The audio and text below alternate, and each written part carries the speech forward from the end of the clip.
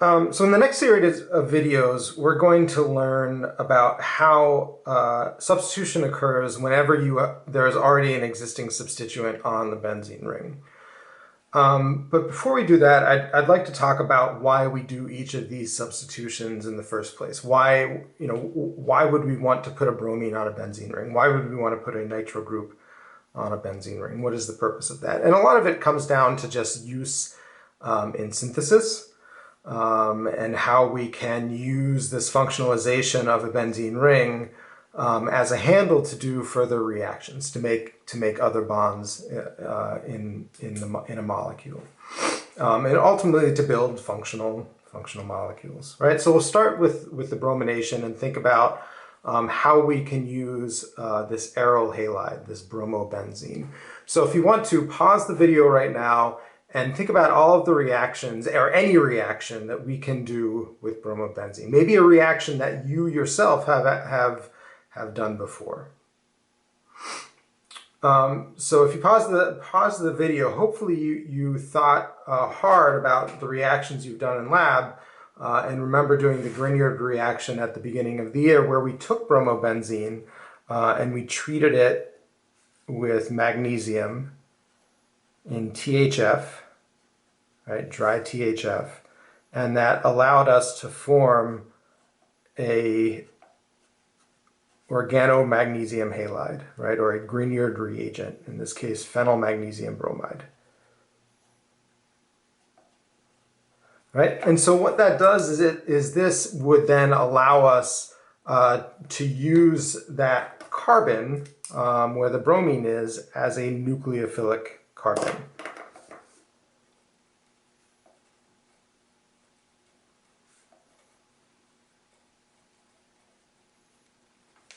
Right, so now if we react this with carbon dioxide, say, we could make, and then work it up with an acid, we could make a benzoic acid.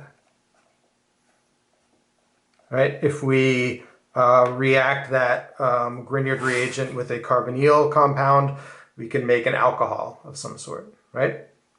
So there are lots of things that we can do. So think about that in this reaction, this electrophilic aromatic substitution, in terms of synthesis, not just as a final product, right, but in terms of a way to functionalize a carbon on a benzene ring to use that carbon in a nucleophilic way.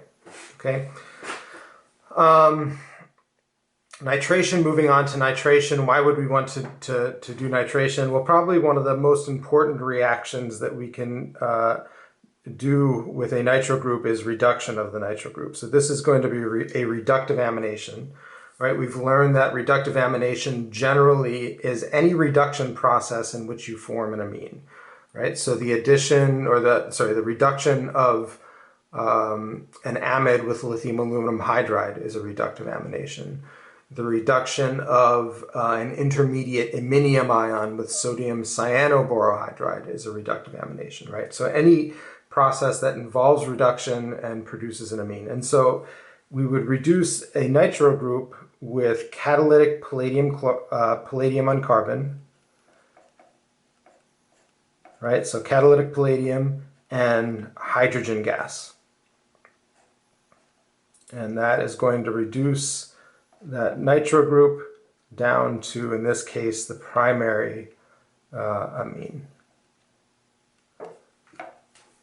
Okay, if you think back to, or if we look back at the molecules that or the drug molecules that we looked at early on in this chapter, right, you can see that many of them have benzene rings with nitrogens on the outside, right? So here are two benzene rings, both of them have nitrogen, benzene ring with a nitrogen, right? So having an amino group attached to a benzene ring seems to be a popular structural feature of a lot of these aryl drugs, arine-containing drugs, all right? So knowing how to put a nitro group or put a nitrogen, make a carbon-nitrogen bond, and then reduce the nitrogen so you get the amine is a pretty important reaction for organic chemistry.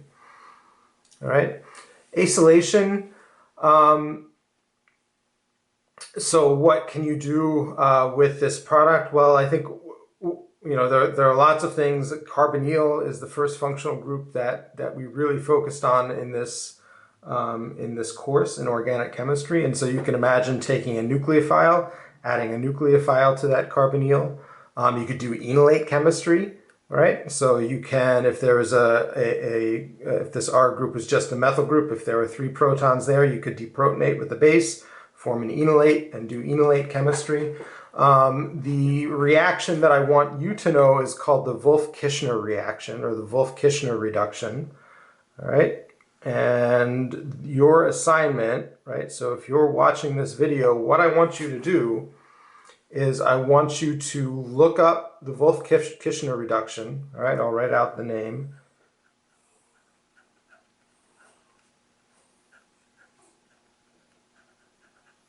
A lot of early organic chemistry was done in Germany. That's why a lot of the name reactions sound like old German people. So the Wolfe-Kishna reduction. So look up this reaction.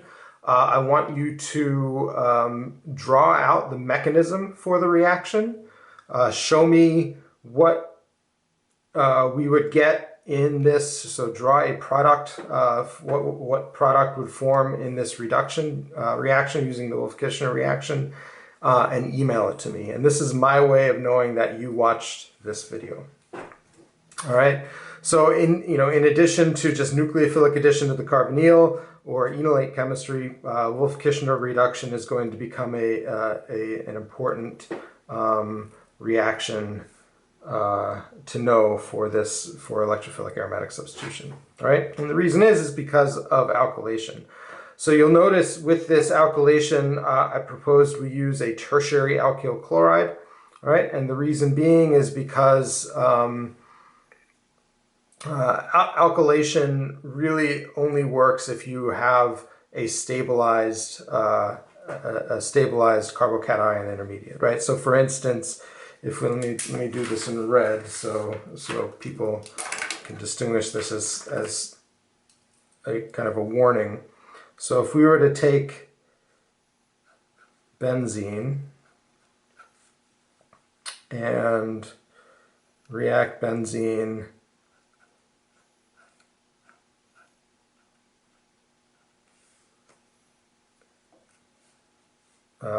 with 1-chloro-2-methylpropane and aluminum trichloride,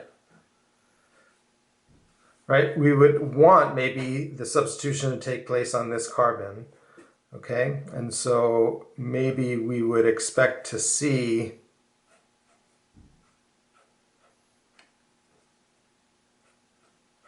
this as a product. But instead, what we see is a product where rearrangement occurs.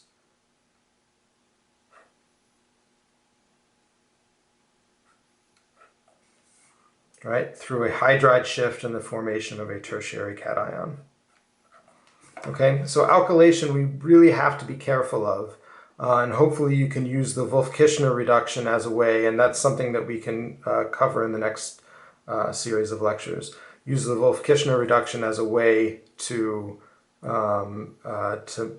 alkyl chlorides we otherwise would, or aryl alkanes we otherwise would not be able to make. All right. Finally, sulfonation. I'd like to go over, just point out that sulfonation is a reaction that we use in a very limited way. We can make these benzene sulfonic acids, and I will point out that if there was a methyl group here, right, we would call this molecule PTSA, or paratoluene sulfonic acids. Arene sulfonic acids are useful in their own right, but what makes, and actually alkyl benzene sulfonates are used in detergents. So you can have sulfonates. So if you take a benzene sulfonate and or benzene sulfonic acid and deprotonate it, you will get a benzene sulfonate.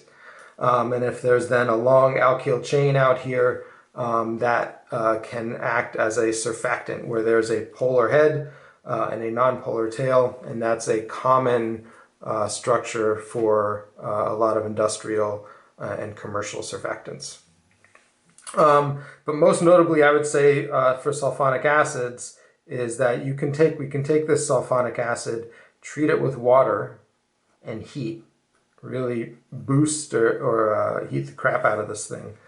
And then our product, we would lose that sulfonyl group and basically do electrophilic aromatic substitution at this spot with a proton.